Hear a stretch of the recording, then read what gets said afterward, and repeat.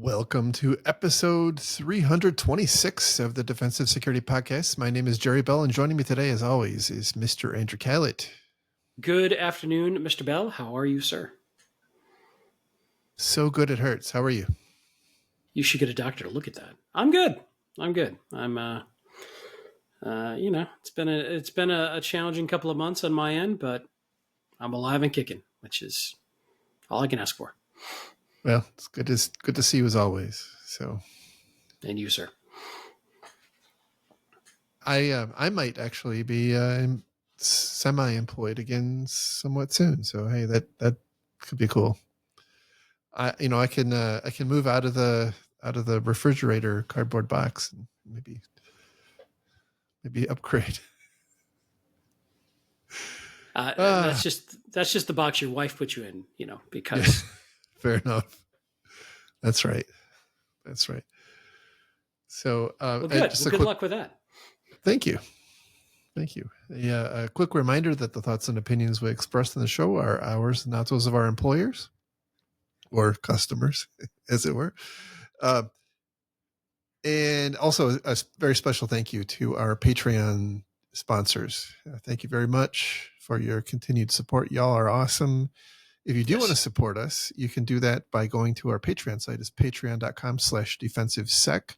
It's SEC, not the other one.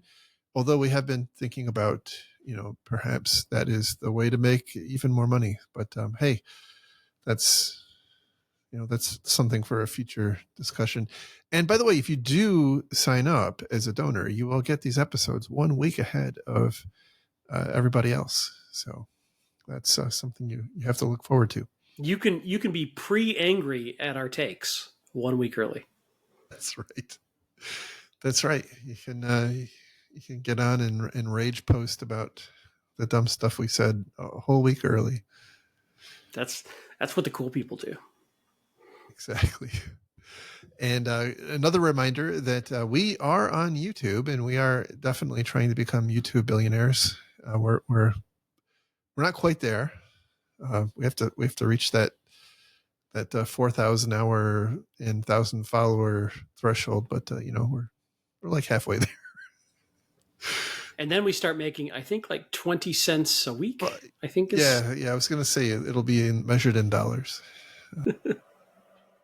But hey, it all goes to cover the costs, and if there's a little bit extra at the end for a little bit of coffee for us, that's great. I mean, we would much rather not take sponsors. That's something that we have tried to avoid on the show, so we can give you very completely unbiased and unfiltered advice, right? I mean, and if there is something that we have a conflict, like I work at a company right now that's going through a breach, we mention that so that hopefully we have some level of credibility and trust with our audience. That's our hope. I'm not trying to disparage those who take sponsorships and say they're not accurate and trustworthy. It's just a choice we made. And we do have quite a few people offering to sponsor, so that's something that we've never taken on. So. I mean, we do have some very unique sponsors, like Funk Defender. They've been a good sponsor. That's true. Ed's Budget Bait and Dial-Up Shot. Yeah, Ed's has always been good to us. That's true. Yeah, but they pretty much pay us in Apple gift cards. So we do have to fish them to get paid, but it's a whole other story. Anywho. So getting into our stories for this week. First one comes from cybersecuritynews.com, and the title here is Hackers Actively Compromising Databases Using Legitimate Commands. This is an attack technique or tactic that's been going on for a while, and this reports about some information out of Wiz recently. Wiz is just, I mean, they're not only technically great, but they're like an amazing marketing machine. So I gotta give my hats off to them for that. They've got us talking about their stuff again. So anyway, this is, I actually experienced this when I was at IBM Cloud. Like we saw this quite often. If you expose one of these databases, MySQL, Postgres, Mongo, any of the Hadoop, CouchDB, Elasticsearch, any of especially the open source databases, which historically have had some pretty awful authentication capabilities, or at least from a default perspective. Adversaries have been scanning for these and doing all sorts of things with them. In the past, we've seen them the unauthenticated ones leveraged to break out, perform privilege escalation, and compromise systems. But what they're talking about here is maybe a slightly more pedestrian use. They're connecting to these database servers natively through the native communication port. So like 3306, port 3306 for MySQL, 5432 for Postgres, and so on. And they're again looking for either really weak credentials or no authentication at all. Assuming they find one that is not authenticated or that they're able to connect to, they enumerate what's there, and they will systematically delete it, and they'll leave a ransom note. And the way they do that is dependent on the specific database that they're connecting to, but they'll basically leave a ransom note that says, you have to pay. And they do that by either creating a table name with the ransom note or inserting a record into a table that they create that has the ransom note. And that ransom note basically says, you've been hacked, and if you want your data back, you have to pay like some fraction of a Bitcoin to this particular Bitcoin wallet. Now, the one thing that I have observed, because this is something that we studied a little bit, because like cloud customers are just really bad about securing databases in my experience. One of the things we observed was like they're not the threat actors here aren't encrypting the data, they're just deleting it, and we saw no evidence that they were actually taking copies. So they say they're taking copies and that it's been backed up. That's what they say in their ransom demand, and they say they can restore it to you if you pay them, but they don't actually have that ability, is what you saw. That's what we saw. Now, I don't know if this might be a different threat. Like tactics may have evolved, and there might be a new actor in town that is actually downloading it. But what we saw, generally speaking, was completely automated. They're just running through these databases. They see it, they wipe it clean. They drop a ransom note. They're not even trying to pull data back. That's rude. Than normal. Right. And so we got to a point where like one of the things we would do would just be to scan our own IP space, looking for open database connections of customer instances, and looking for the known text that these actors would drop. And we would find a lot of them, and some of them had been there for a long time. And so like I think there's a lot of kind of abandoned databases. So I'm like, this has been such a pervasive problem for so long. My hypothesis is that most of the time when this happens, it's ephemeral, or it's like it's something that somebody set up accidentally, or it was a proof of concept that got abandoned, or what have you. I'm not sure that there's going to be a lot of like actual production instances of data being wiped through this attack, because it's been so common for so long that anybody up to now who's had a database in this kind of configuration is almost certainly going to have been wiped a bunch of times over. Well, and it's a real basic way to defend against. This is just basic password hygiene that's getting bit here, right? This is nothing too sophisticated. They're not using exploits or anything. They're just finding common username passwords, default passwords, unsecured administration consoles, and logging in and using local tools, living off the land, as some would call it, to delete the data. So, and it being non-prod or QA or experimental might also lead to why they weren't as secured as well as perhaps Broad is, right? It's not, Mm-hmm. people don't think of it as a big a deal, but I think this goes back to proper password hygiene. But I do think about something we've talked a lot about on this show. If you're a cloud provider, do you get to a point where you've got to start scanning your own customers for these weaknesses and proactively warning about them just for your own reputation and just to protect your own customers? And do you just accept that as liability that you want to take on and spend the cost and the time? Because it's not just finding it and warning them. Inevitably, if you're dealing with unsophisticated customers, then you've got a huge customer service hassle of trying to explain to them and not being accused of being the hacker yourself, which has happened repeatedly. And also, this could backfire on you with your less sophisticated customers. So, but it goes back to something we've talked about on other shows for other sorts of cloud SaaS providers that keep getting bit by poor practices of their own customers. At one point, does it make sense for them to start forcing their customers to be more secure to defend their own reputation? Yeah, it's there's a couple of levers you can pull. One of them is scanning and notifying customers when you find something. And by the way, I do suspect that the vast majority of instances of this are in a cloud somewhere. Like it's probably in the 99 percentile. I'm going to bet. In the one thing that occurs to me, and of course it didn't occur to me at the time I was in cloud. It's one of those things where you get perspective after you've been out for a while.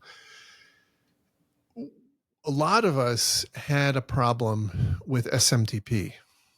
And cloud providers had a major problem with SMTP for a long time because the customers would just set up similarly badly configured SMTP servers, and bad actors would just spam the crap out of the world using systems that were misconfigured on your network. And when I was with the cloud, one actually happened before I took on the role, but I was at IBM when it happened.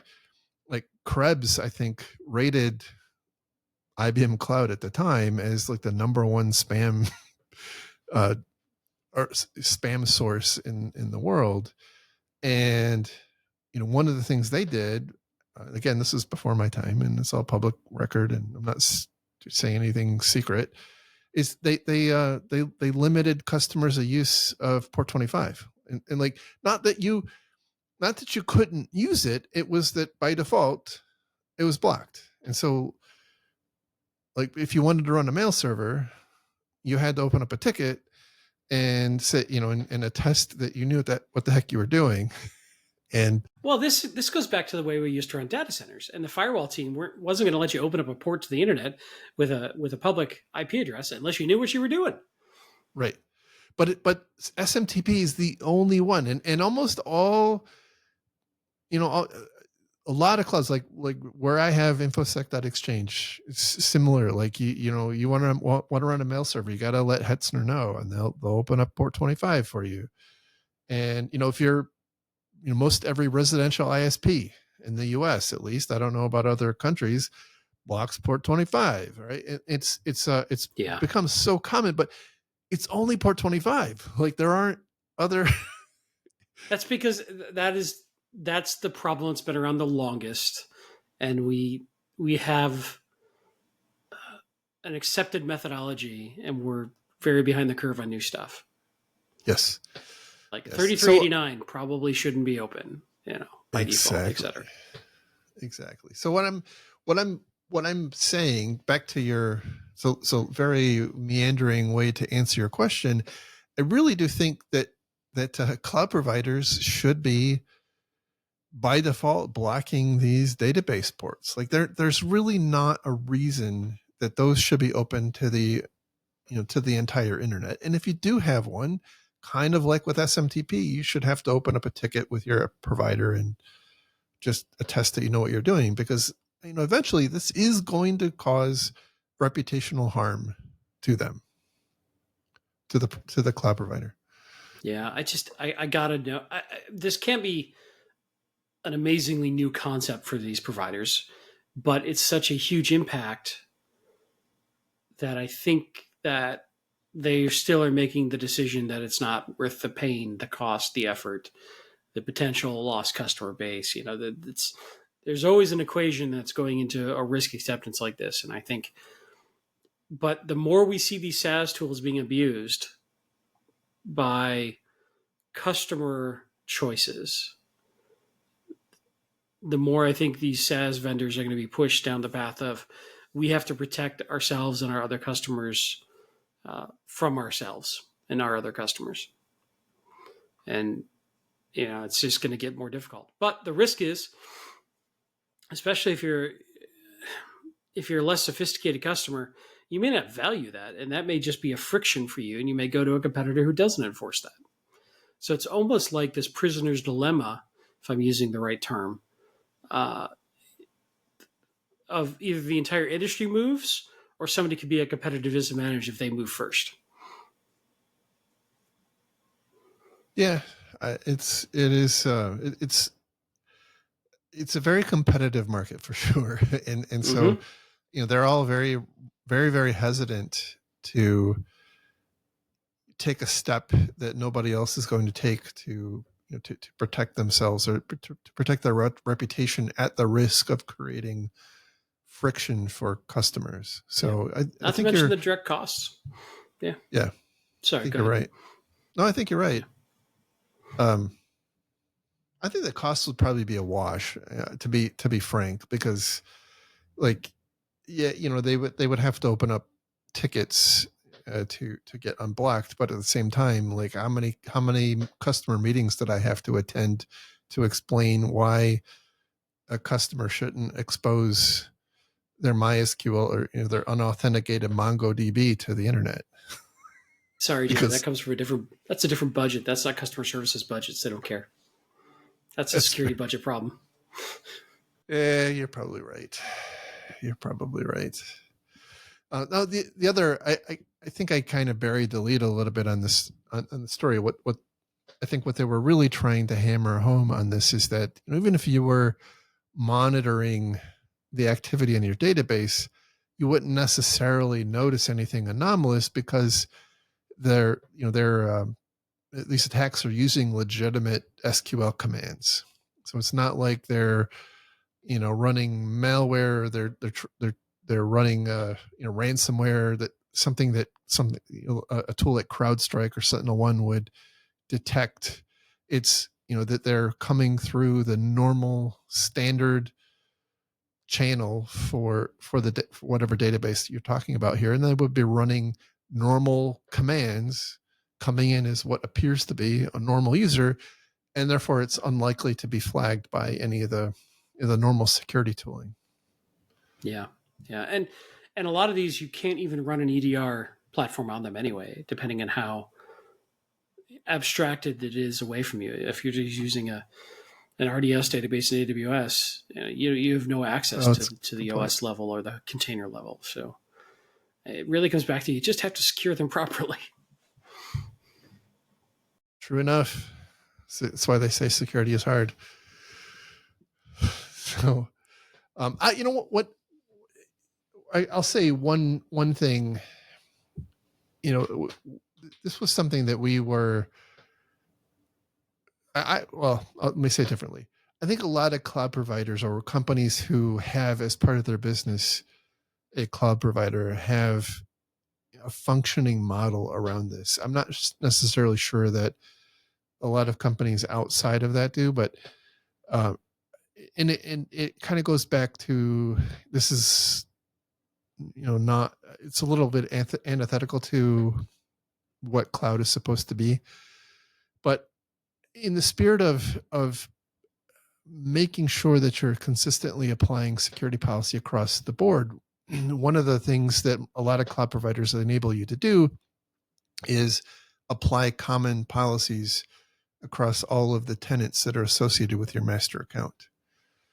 And what we were working towards, and what other cloud providers had done internally, was forcing all of their tenants through a common ingress and egress point that was managed by the company. And again, it's kind of antithetical because you're piling on that additional bureaucracy, but at the same time, it allows you to apply kind of broad strokes precautions, especially in more of a risk-based manner. Like you could say, well, if you're running a production thing, you can be somewhere.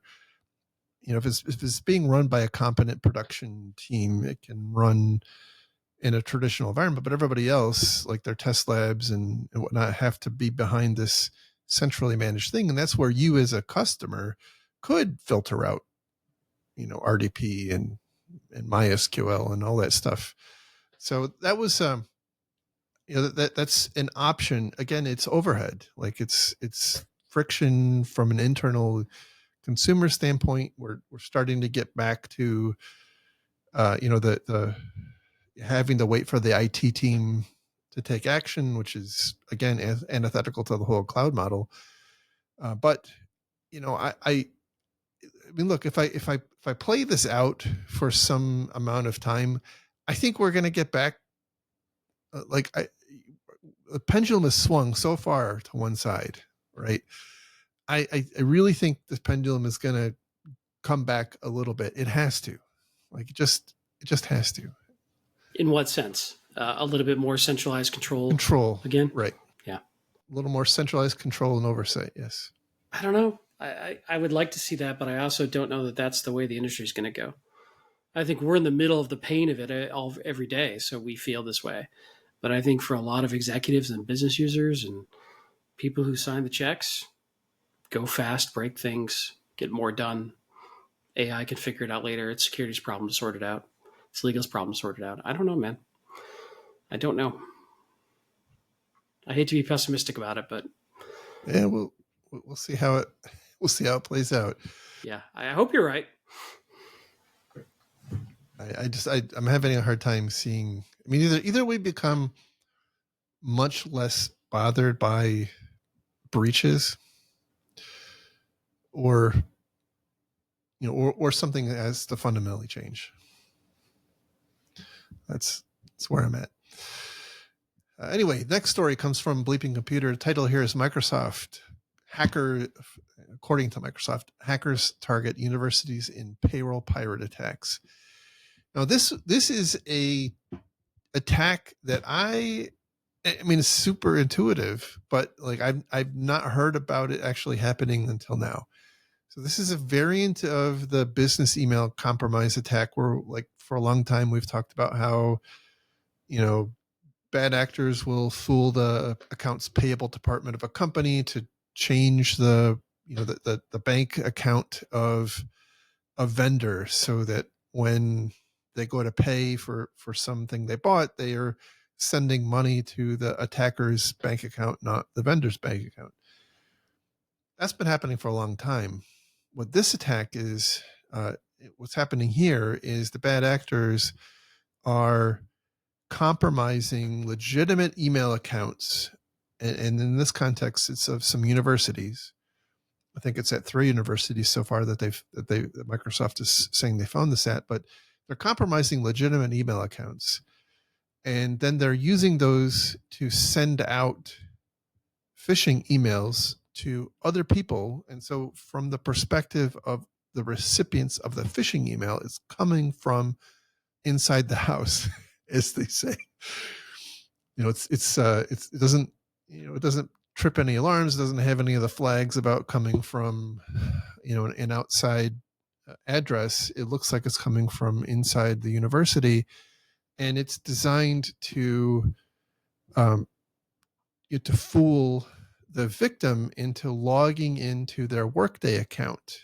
However, as you might guess, the URL that you're directed to, or the victims are directed to, is not the actual Workday website. It's something that is used to steal credentials. But once they steal credentials, it actually gets kind of interesting. What they will do is set up mail rules in the victim email box, which will divert emails from Workday so that the victim doesn't see. And I don't know if it's necessarily all Workday emails or only certain select types of emails. Anyway, they will redirect emails so that the victim can't see those emails in their inbox, and will actually collect them themselves. And then they also collect credentials to log into Workday as that victim. And once they do that, they log in and they change the bank account, the direct deposit bank account of the victim employee, which obviously would trigger an email notice, which, because of the mail rule, gets, the employee doesn't actually see that was changed. And now the next time payroll runs, the money is deposited into the attacker controlled bank account, not the employee's bank account. So it's pretty clever. It's very, very similar to what we saw with the accounts payable scams, but it's a little more technical in that it's stealing credentials and they're logging directly into Workday as the victim employee. Yeah, I mean, it's clever. It's smart. I've thought a lot about SaaS tools like this. Should you be grabbing the log events into a SIM for certain administrative changes and alerting on those, and then being able to check if that's a valid change? But the problem is this may be happening, especially in a business of any size, on a regular basis. It's tough to verify all of them. You get alert fatigue, but it's clever. It's very smart. And typically, once again, you've got a situation where the folks administering Workday in this example, or any other HR platform, probably aren't super technical. They're probably not security savvy. They're probably HR professionals who have also been tasked with running quote unquote SaaS easy to run technology that doesn't require deep technical expertise. But then we get into these situations. Those tools aren't run at the level that an IT professional or security professional would typically run them at, because they have a different skill set than the HR professional who's doing double duty. And I'm not disparaging the HR professional. They've got their own skill set that they care about. They're not a technologist typically. And for most companies, when you look at these tools, they're typically pitched for non-technology people to run. So I worry about that. I worry about this sort of stuff happening a lot. And is your security team out there auditing these tools and how they're set up and how they're run, and knowing where these danger areas are and trying to detect them quickly? This is yet another example of that. And I really wonder too. Well, let's say this happens to you. Like, one thing that happens right now. Let's say you're scammed, and you use Zelle to send money to that scammer, like in a completely unrelated situation. You go to your bank and you're like, "Hey, I was scammed for $3,000," and they say, "No, you authorized that transfer. We have no liability. You chose to do that." So what, in this case, one of my employees has this happen to them, and their payroll goes someplace else, at least once. And I go contact Workday, and they can say, "No, this is an authorized valid login by an authorized valid user who, did it. So not our problem." Gosh, I don't know. This is at the end of the day, the employer didn't pay you for work that you performed. So I don't know how this will play out. The employer would certainly have to cough up. But I don't think Workday would accept any liability there either. I think that would be, solely on the employer. Right. Absolutely. Yeah. So solely on the employer. There's nobody else. And at least in the US, right? And I'm not a lawyer. Right. Let's get all the qualifications and caution messages out now. But I also think, kind of like we saw or are seeing with Salesforce, like if this becomes an incredibly common attack, like it's mm-hmm. Every freaking week we're talking about, X number of thousand more employees had their Workday accounts compromised and their direct deposit accounts changed. At some point, Workday is going to be, or would be, I think, the victim, or not the victim, the recipient of a lawsuit, or of perhaps an attempted class action lawsuit by Mm-hmm. by victims. So I think right now we can say, this is not, just like it's not Salesforce's problem. Like Salesforce isn't getting hacked, right? It's Workday is not getting hacked. They're very clear in this article that this is not Workday getting hacked. It is Mm-hmm. legitimate employee credentials logging into their account and making a change. And from Workday's perspective, it all looks above board. And from Salesforce's perspective, it all looks above board. So, I think as long as it remains kind of an edge case, Workday's probably not going to have a problem. But if this becomes commonplace, I think they're going to have the same kind of blowback that Salesforce is having. Well, and I think the key here is once again phishing resistant authentication methodologies in some way, right? It's amazing how often we come back to that on this show, and I don't mean to be flippant, or I know it's not easy, but this is another example of how many of your SaaS tools are being run by some sort of, or behind some sort of phishing resistant credential something, whether it's your centralized SSO provider or whatever it is. And not just MFA, because we the bad guys have plenty of ways to capture and reuse MFA tokens fast enough to get around some of the time-based parameters. So many things so many types of attacks that we talk about and we don't talk about would be mitigated by using phishing resistant authentication. And it's going to be on you, as a business or an organization to implement that, in some sort of an SSO provider, right? Because you're not going to be able to go to Salesforce and say, we want to set up, phishing resistant authentication with you. They're going to probably roll their eyes, but they will let you connect authenticate your employees to your SSO provider. So, if you're using Okta or right. Of course, that gets into the problem where sometimes to do that is a tier higher on the price chart for that particular vendor, which becomes an interesting conversation. But that is a really, really good point. That's a very good point. Always frustrating. But I think if there's one area that I think a security team or a compliance team should mandate, it's some sort of centralized SSO over everything they can. I think that will solve a ton of problems for companies. And then properly administer your SSO, of course. Yeah, now they do mention in this article one of the things that they've observed is the attacker creating SSO MFA entitlements, right? So they're on occasion they're also setting up MFA access as the victim that they have access to. Yeah. And the only way I think you can really mitigate that is making sure that you have robust processes around setting up new MFA entitlements, but also making sure that that if authentication into that mailbox itself required phishing resistant MFA, right? This would have also not been a problem. Yeah, the other thing you could do is, if possible, grab those admin level logs for this sort of activity, throw it at a SIM, create an alert in the SIM. If it's rare enough, right? We were just talking about this. If it's too noisy, it'll get ignored. But it's rare enough, then you could have your ops folks go, "Hey, did you do this? Was this you?"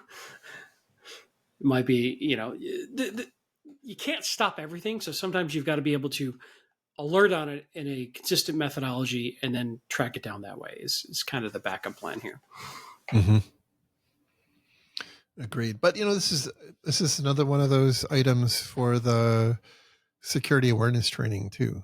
Like, again, it's new and novel, and unlike many of the other things, this is one that would individually harm employees. Like, an employee would definitely feel this if they fell victim to it. So, Yep. Okay, moving on to our next story. This one comes from Security Affairs, and the title here is Threat Actors Steal Firewall Configs Impacting All SonicWall Cloud Backup Users. So, I think we mentioned this in passing in a recent story about another SonicWall issue. At the time, I'm going by memory here, but at the time it was believed that this was the result of password stuffing or credential stuffing. And now that does not appear to be the case. It sounds like there was some vulnerability in the system that SonicWall used to store customer backups, which is not awesome. So, initially they said that it was 5% of customers that were impacted, and that there were no files leaked. But now they're saying, no, that's wrong. It's all customers who use that backup service, and the adversary got everything. Now they are saying that, some of the more sensitive things like passwords that were in those backups are apparently encrypted, but I am a little skeptical about how much, how much you can rely on that given everything else that's been going on here. How well is it encrypted? Is it susceptible to a reasonably low effort attack, et cetera, et cetera? Exactly. The other thought I had was, it's unfortunate that they didn't have this backup system behind some kind of a firewall. Like, that seemed like it would have been a good idea. One of the things they talk about is that customers should import a new preference file. So preference file is a bunch of configuration options that apparently was also leaked with the backups. And when they do that, it disrupts IPsec VPNs, one-time password bindings, and user access. So that tells me that it's resetting a whole bunch of credentials, keys, passwords, all sorts of stuff like that must have also been included, encrypted or otherwise, in those backups, because it's likely a full backup. So, but you know what is funny is this feels like, oh, that's just our backups. It's no big deal kind of conversation internally. Like, oh, the backups just go over to that S3 bucket. It's not a big deal. It's fine. Like, and nobody, it's these little side things that bite companies that they don't think about, that they don't properly secure because they don't think it's a big deal. It's not like intuitively thought of as a crown jewel that needs to be hyper protected. And the way we're so distributed now with our IT infrastructure, in the olden days when you and I first started, everything was in a data center behind a firewall, and everything had to go through, in general, the IT choke point of that firewall. So things just by default were more strongly hidden, or they were a little more strongly protected, because it was a pain in the arse to get it open to the internet by design. And of course, the whole value proposition of SaaS and cloud and everything else is you don't need to deal with that friction. You can just go do it. And once again, we get into this concept where things are just insecure by design, by accident, and by oversight. And that just keeps biting us over and over and over again. And to your point in the last story, or the story before that, you're thinking that pendulum might swing back. I don't know. But we also don't know how they got these backups, to be clear. I'm making some assumptions. They have not shared how these backups were accessed. It could be something else entirely. But I feel that it's probably one of those things where nobody realized how big of a deal these backups were, and they probably weren't super well protected. Right. So, in terms of lessons, I had two thoughts. One is, at some point you have to trust vendors. Like, you can't necessarily go in thinking that everybody's going to get hacked, because what are you going to do then? But on the other hand, if you have a sufficiently sensitive environment, which I'll dovetail into that in a second, then maybe you shouldn't host your backups, right? And then the other thought I had was very much related to what you were talking about. I really don't think, and there's kind of two ways to look at this, right? I was thinking it more from the customer perspective, like thinking through what is the risk to my environment if, because I'm using this backup service, somebody steals my backups, like so my firewall configurations, like how bad is that, right? And how bad would that be for my environment? And making sure that you have the ability to have a really clear-eyed view of what those risks are. Not necessarily that you'll decide to not use it, but that you are going into it with your eyes open.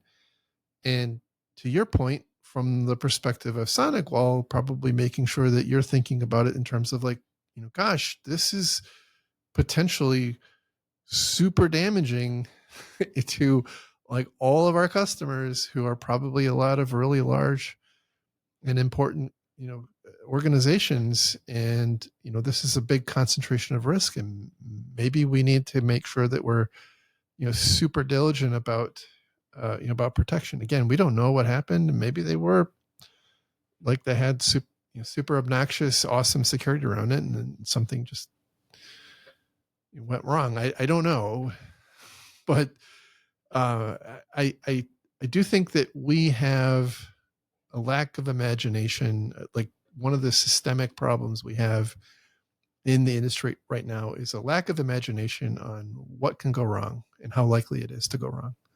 Yeah, I mean, the reality, though, I think about is how many of us have the time, the energy, the staffing to go do that kind of risk analysis on something so relatively obscure as what happens if my backups on this get popped, and what's in my backups, and where do they go? Like, I agree with you, but I also feel like that's going to get so deprioritized against everything else going on a list for a risk team to manage. Yeah, I like at some point you're like, cool, I got backups, check, move on. Right. And it's not a problem until it's a problem, right? Like it's fine until you find yourself as a SonicWall customer using this service, and suddenly your backups have been stolen. Like it's fine as long as it's not a problem. And I think you're not wrong. I'm not disagreeing with you at all. But at the same time, we don't do that at our own peril, and there's a right. No, there's a non-zero chance that we're going to regret not doing it. I agree with you. It's the proper thing to do. I just think it's very difficult to have the time, the energy, the staffing, the influence, the ability to do it. I think for most companies is low. Okay, moving on to our next story. This one comes from the Register, and the title here is "Employees Regularly Paste Company Secrets into ChatGPT." Color me shocked. I am. I'll jump down to the end for a second. Like they have the most awesome dig on Microsoft Copilot.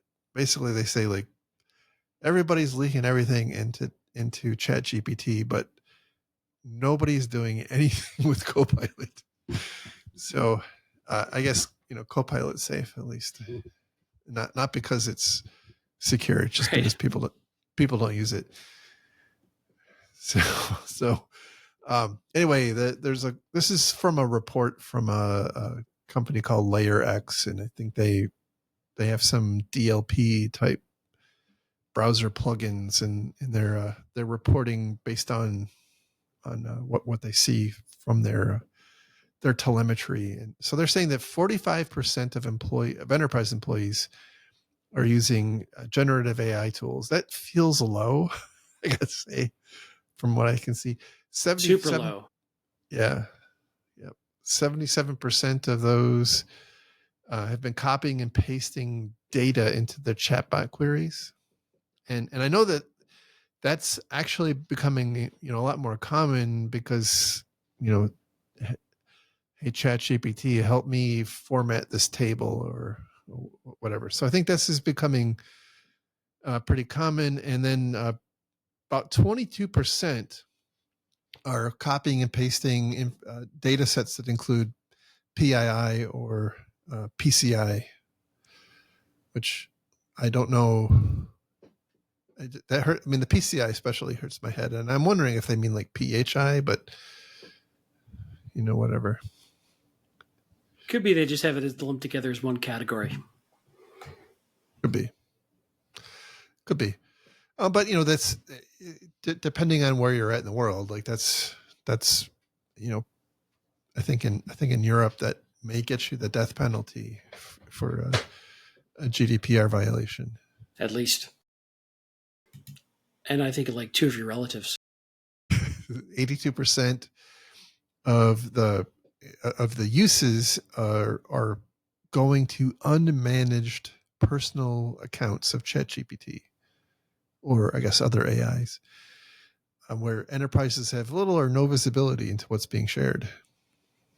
And then in those instances, there's no contractual relationship between the company, your employer, and the AI provider that you're using. And so even if you have negotiated like a BAA to cover HIPAA, or you've got some sort of an agreement, data privacy agreement in place for PII, that only works if they're using the instance that you've negotiated.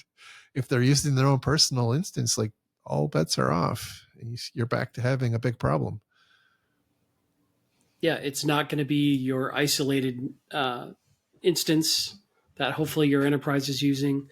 That's going into the worldwide training data, et cetera, et cetera. And it's not a single tenant situation at that point. Yep. So about 40% of file uploads to generative AI sites include PII/PCI data. 39% of those uploads are to non-corporate accounts. So again, personal accounts, which is, I know this is bad, but I feel like there isn't anything that is not going to cause this to be twice as bad in a year. Like there's really, other than training, right? We're not prepared, broadly speaking. No, it's certainly because all these tools are going to get built in all these other tools. Right. And so you open up a copy of Microsoft Word and you're working on something, you don't even realize. I mean, at that point, hopefully it's going to a controlled corporate instance. But nonetheless, you don't even realize that everything you're typing is going off to AI to help you. Clippy will show up and say, "Oh, I see you're trying to overthrow a democracy. Can I help you?" And that sort of thing will happen. Exactly. So, this, I think we're on a very problematic trend, or very problematic trajectory on corporate use of AI, and not even necessarily from a security perspective, although there certainly are security aspects, but from a privacy standpoint, I think this is a ticking time bomb. I don't know what is going to set it off, but at some point, regulators are. I mean, the world is, for better or for worse, I don't care how you think about it, right? The world's becoming much more privacy conscious, and we're seeing increasing numbers of countries putting in place pretty robust privacy laws and regulations. And so I really think we're not far away from this being viewed by some countries as an enterprising revenue source. So yeah, I think we got to get ahead of it. they kind of paint a bleak picture here of manageability control. But one thing I have seen that works is, basically the concept of an old style web proxy, right? Whether it's through agents sitting on your corporate machines or whatever, most of those tools, like a secure web gateway of some variety, can monitor and block for this sort of thing with some lightweight DLP. So there are ways to control it, right? Like I'm familiar with some that you can say, hey, this is my corporate instance of ChatGPT. Anybody trying to go to something else, either redirect and block them, throw up a warning message, whatever. Um, so that is possible, but you just, you need to have the tooling set up. And of course that costs money and time and energy and people to run it properly. And, but that's probably what I would do is go down the path of having some corporate tooling. That is the other problem is if you don't make this available, people are going to go find it on their own and then they're using something unsanctioned. So I do think there's an aspect of you got to provide the tools people need, and rightly or wrongly, people want these tools right now. And so provide the right tool from an IT perspective, and then monitor for people not using that tool that are using a competitive unsanctioned version, and somehow guide them back to the right tool. And something like Secure Web Gateway, I think is very handy for that kind of function.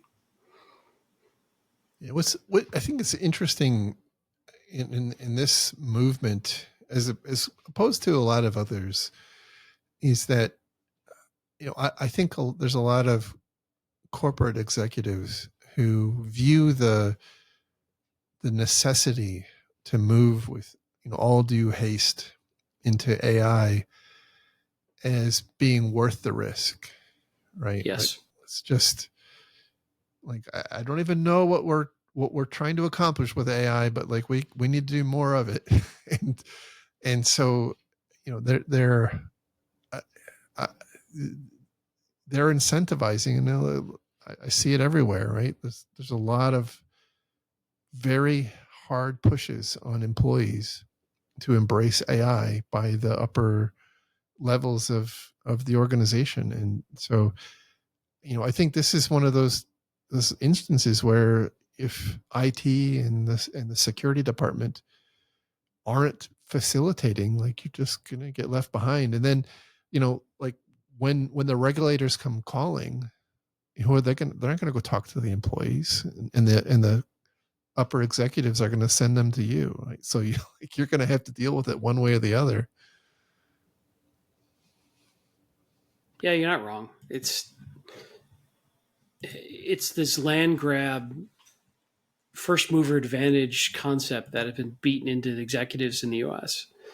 of and there's enough potential being pitched and enough imagination has been captured that I think a lot of executives feel it's existential to their company's future, that they've got to adapt AI, and the risks of not adopting it are higher than the security risks of adopting it. Yeah, and maybe to some extent they're right. I don't know. They might be right. I'm not anti AI at all. But it's certainly our security stance around it is well behind the curve compared to other mature technologies. Fair enough. So I think other than implementing technical solutions like what you had mentioned, this is going to be difficult, and I think it's really a discussion between the leadership of the security and privacy teams and the company executives to figure out, like, what is the expectation here? How aggressive or conservative should we be on protecting this? Like, what's our risk tolerance? And then act accordingly, because I mean, I have my opinion, but like, I have a feeling that if I were to go into the average company right now and try to enact my opinion, I'd get bounced out pretty quick. So, especially as you're not an employee. I mean, what are you doing here? Go away. who let you in? All right. Next story comes from the Hacker News, and the title here is From Phishing to Malware, AI Becomes Russia's New Cyber Weapon in War on Ukraine. Now, we don't talk a lot about, this cyber war baloney, but broad strokes, the one thing that I have observed over, the last 20 years in this industry is the stuff that starts up at the top, with the APTs, eventually percolates down through the through the masses. And so what is being used by APTs today will be used by ransomware and much more garden variety threat actors next week or next year or in the coming time. Now, I think in this instance, like some of this has already been, we're already seeing some of it being used by more commercial threat actors too. But certainly when you have the funding of a country behind you, you can do a little more sophisticated things. But this story is talking about the way that Russia is apparently weaponizing AI to attack Ukraine in their ongoing war with Ukraine. And again, I think those tactics are eventually going to be flowing down, more to more pedestrian threat actors. So I always like to keep an eye on this stuff. One of the really notable items I saw in here was how they used AI to formulate an attack, which I think was kind of a hybrid phishing attack that purported to be a security update from ESET, which is an otherwise legitimate provider of endpoint security products, which once installed created a backdoor. And I really think that we are going to continue seeing that happen a lot more often. And so if I think about, again, what would I be putting into my security awareness training? I think like it's very easy for a threat actor who has any specific intention of hitting your organization. They can figure out what endpoint software you're using pretty easily. They just have to go and look on LinkedIn. Like what kind of job openings are you hiring? Like they don't have to work too hard to figure that out. And then use techniques like this to try to fool employees into into doing something because it looks like it's legitimate. It looks like it's coming from the provider of your endpoint security product. And so I think that's something that we have to be pretty cognizant of. I think a lot of the other tactics are kind of stuff that we've seen before, like booby trapped RAR archives and the click fix style attacks. I guess SVG file attachments aren't something we've talked about in the past, but I think Microsoft is starting to block rendering of SVGs in their email clients. So that's probably not going to be a big problem for a long time. So anyway, the thing that I wanted to mostly talk about here is the importance of keeping an eye on what's happening in the APT space, not because necessarily you're going to be the target of an APT, but because the people who are targeting you are going to be adopting their techniques, probably pretty soon. Yep, I would agree. So that's what I wanted to say about that. There's really not. Yeah, there's not a ton of detail here that's worth pulling out, other than we've already seen some of the first steps down the path of using AI in various different types of attacks, and it's funny because some people say AI is not useful. Well, it's useful to the bad guys, so some of it's useful. It's being put to effective use by the AI or by the bad guys. Yeah, so and war, for all the tragedy and terror and horror of war, it also has an amazing capacity to drive innovation. It's very true. Very true. And so keep an eye on that kind of stuff for sure. All right, our last story is something of an update to when we talked about last week. This one's from databreaches.net, and the title is From Sizzle to Drizzle to Fizzle, the massive data leak that wasn't. Much like my dating life before I got married to my lovely wife. You know, I just had to take a side tangent. I'm glad it didn't work out to her because she's awesome. She's a good person. So I'm glad you found her. And You're someday glad you my may dating life was someday may let her out too, right? Trying to understand. So you're glad that my dating life was so unsuccessful that I met my wife later. Is that what you're saying? I mean, okay, I wish you would have met her earlier, but I'm glad that it worked out with her because she's good. Thank you. Whatever. Anyway, there's so many ways. Forget I said anything. Forget I said anything.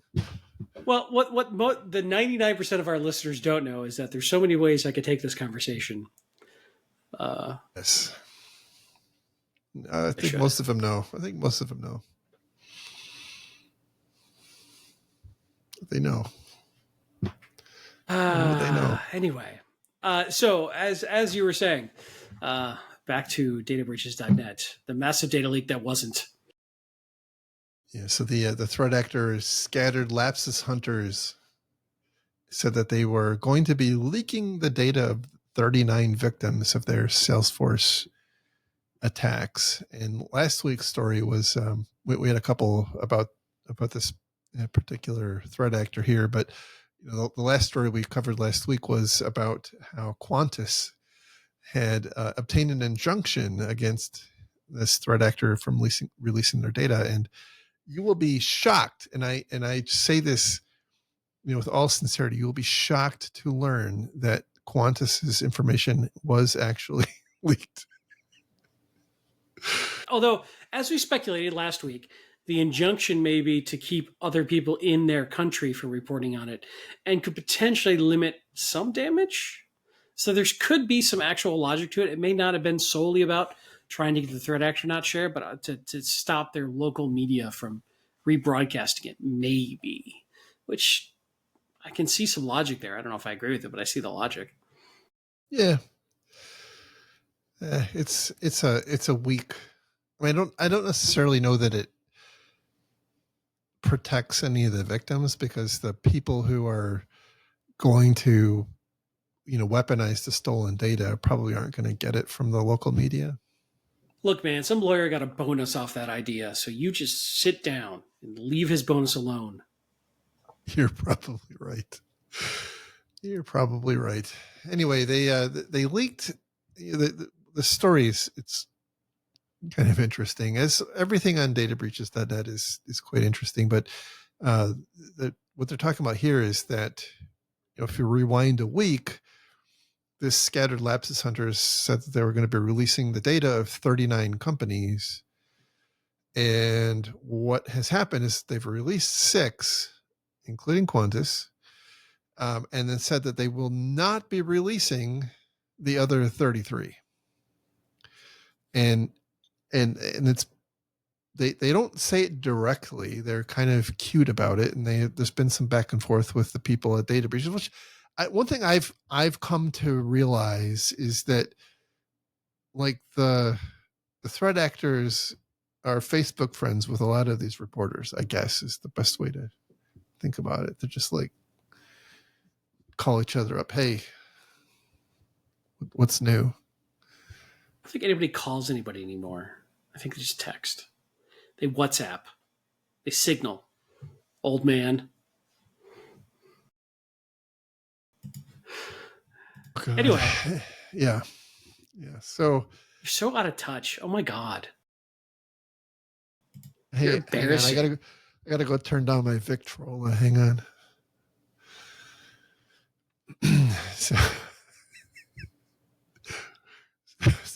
Anyway, the implication here is that the 33, it's unclear what the threat actor is trying to imply, but one of the potential interpretations of the reason that they didn't release the other 33 is that they paid the ransom, or as the author here points out, that perhaps they had a reason to make people think that those companies paid the ransom. Which, yeah. So, and I was thinking about this because my first inclination was to roll my eyes too. But then I got to thinking, like, again, game theory, right? If I am trying to put myself out there as a threat actor who victims can rely on, follow through. If they pay me to do or not do something, and they believe that I'm going to keep my word, they're more likely to pay. Sure. All of the Right, Power School situation we talked about a couple weeks ago. Exactly. Yeah. 100%. And so perhaps, and I think this is what one of the points the author was trying to bring up, is that perhaps the reason that they're saying this is to let other future victims have some level of confidence that if they pay, then kind of like those 33, their data won't be exposed. I don't know. There's another interesting aspect of this is that, and I have to be careful here because I work for SalesLoft, but they also threatened to put up a website on the 10th, which have been this past couple days ago, of all the victims of the SalesLoft OAuth tokens that were used to breach Salesforce. I got to make sure I'm only talking about what's in the public sphere here. That never happened. And we don't really know why, right? They that bit of it, and there was, I think, publicly many hundreds of companies involved there. So they're trying to imply that all those companies paid or Salesforce paid. Seems unlikely, but I have no information one way or the other. No, I mean, they don't. This article doesn't speak at all to the, I think, to the SalesLoft drift thing. Oh, actually, it doesn't it? So have more than 750 victims in one campaign. Yeah. So I don't know.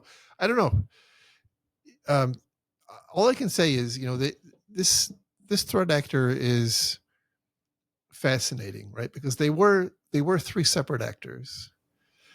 They've been responsible for a lot of fairly high profile attacks like Snowflake and a whole bunch of others.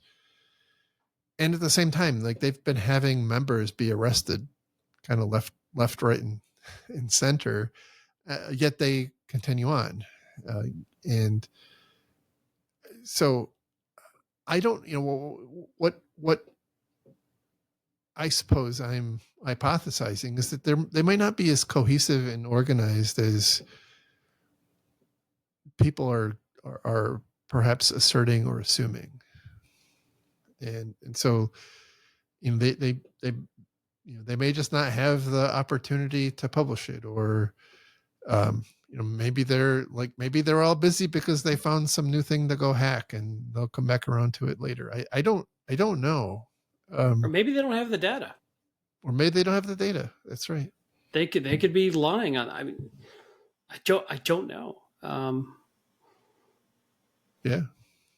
I mean, look, I one of the most frustrating experiences I had as a CISO was when a threat actor claimed to have hacked us, and later we found some kind of unfortunate back and forth between the reporter who was reporting on it and the threat actor, which pretty clearly indicated that it was a bunch of horseshit that,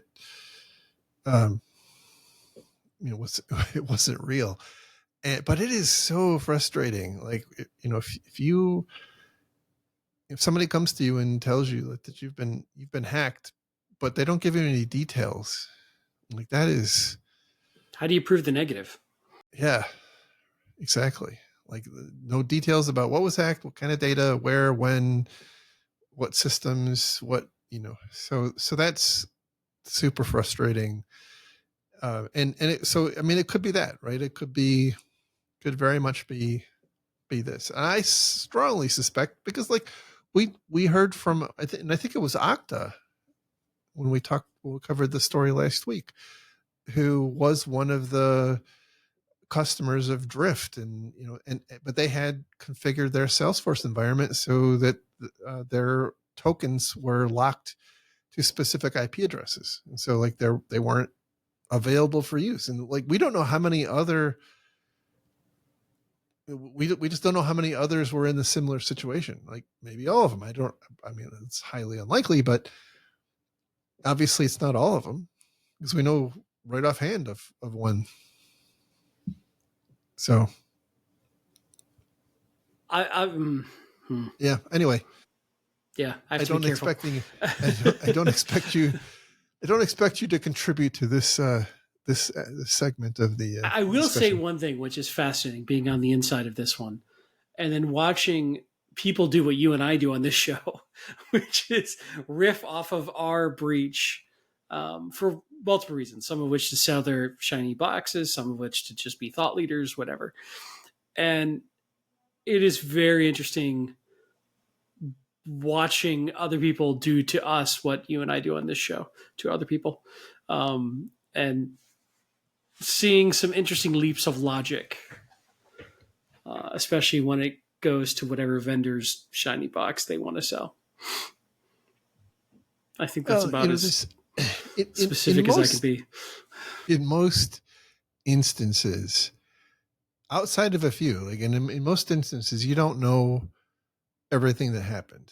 And that's true for a lot of the stuff we talk about here. I mean, there's been a few that I understand the hypocrisy of what my statement is. Yes, go on. So you have to fill in. You have to make some guesses or educated guesses about what may have happened. And I mean that's certainly something that we do here, and I like to think that the educated guesses that we make are grounded in experience.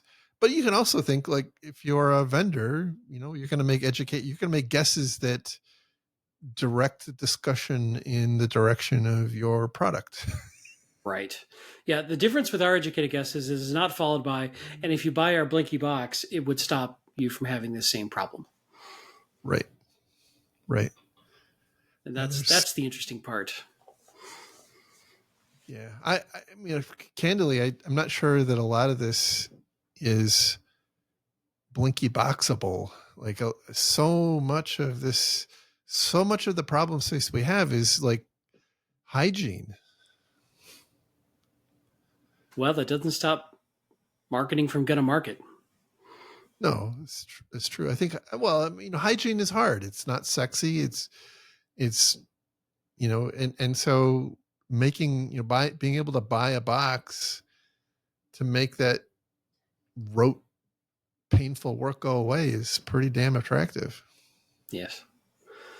So, anywho, I look forward to a day when I am morally and ethically and legally allowed to discuss all the details, because and by the way, it's not like I'm hiding any big skeletons in the closet here. There's not like I'm not trying to be like, ooh, I know things other people don't. It's frustrating not being allowed to talk about it, because I feel like there's interesting things others could learn that would be useful. And I want to get to a point I can do that. I just have to follow the rules. Not that there's a lot of dirt that you're hiding. It's just, yeah, I'm not like nobody's.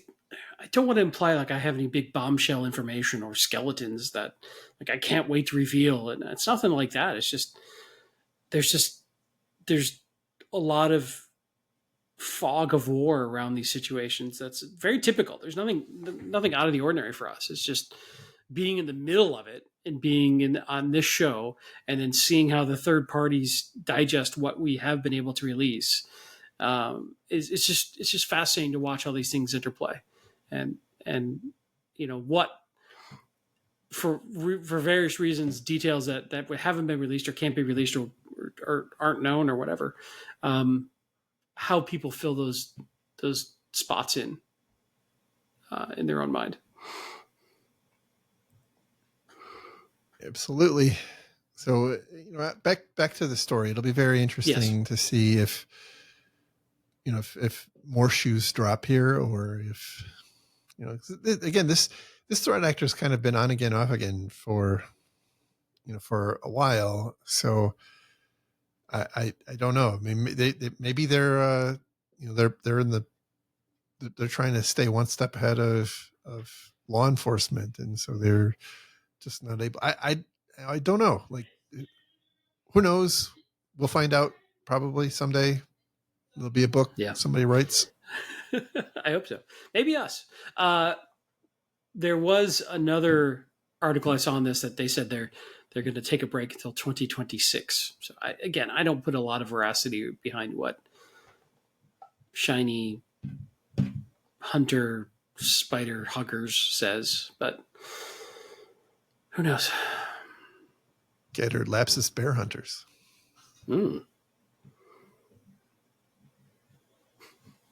Got to work bear in there somehow, right? True. It's true. Anyway, that was the last story for today. I hope everybody enjoyed this. I certainly did. I didn't. So I thought it was terrible. That's fine. Worst show this week. I'll give you a refund. Double your pay.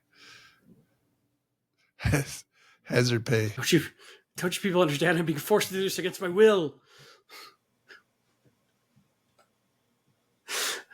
You can find links to the stories we talk about on our website. It's defensivesecurity.org. Look for episode 326.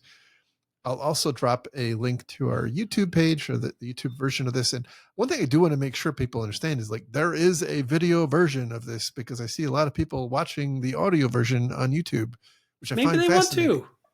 Maybe look, maybe they're queuing it up while they're doing other stuff, and YouTube is just their app of choice. I'm just happy that somebody cares enough to inflict us on themselves in some sort of guilt-ridden cry for help.